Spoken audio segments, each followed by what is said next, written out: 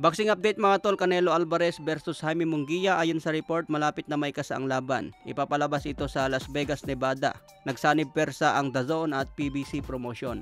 Lumalaban si Jaime Munguia under ng DAZN. Si Canelo naman nakipagpartner pa rin sa PBC Promotion. So abang na lang po natin mga tol ang official announcement tungkol sa laban.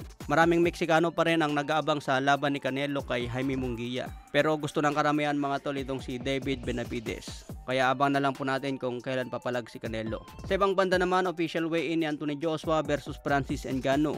Tumimbang si Anthony Joshua ng 252.4 pounds. Si Francis Ngannou to 72.6 pounds. Malaki nga po yung timbang ni Francis Ngannou. Kaya hindi na tayo magtaka kapag tumama ng solid pwedeng matulog si Anthony Joshua.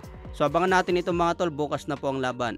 Undercard dyan ang laban ni Ray Vargas. Kalaban po niya si Nick Ball. Dedepensahan ni Ray Vargas ang WBC featherweight belt. Kung makikita nga po natin maliit itong si Nick Ball.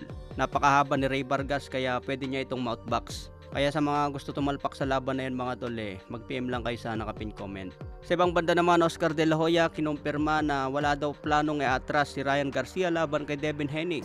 Nakausap daw ni Oscar De La Hoya itong si Ryan Garcia at maganda naman ang kondisyon. Sabi nga niya mga tol, he looks good and he looks ready. So abang na lang po natin mga tol, bakbakan po yan sa April 20. Pero ngayong March 30, syempre abangan muna natin ang laban ni Kit Turman versus Tim Tszyu. Undercard nga po dyan ang laban ni Pitbull Isaac Cruz versus Rolly Romero. So marami po tayong abangan na swabing laban.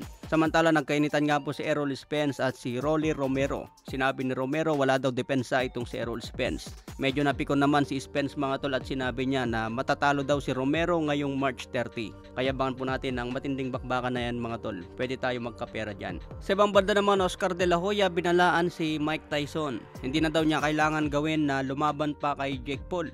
Sementado na raw ang legacy ni Mike Tyson at hindi niya kailangan lumaban pa sa boxing. Maliban na lang kung isa itong exhibition laban kay Jake Paul.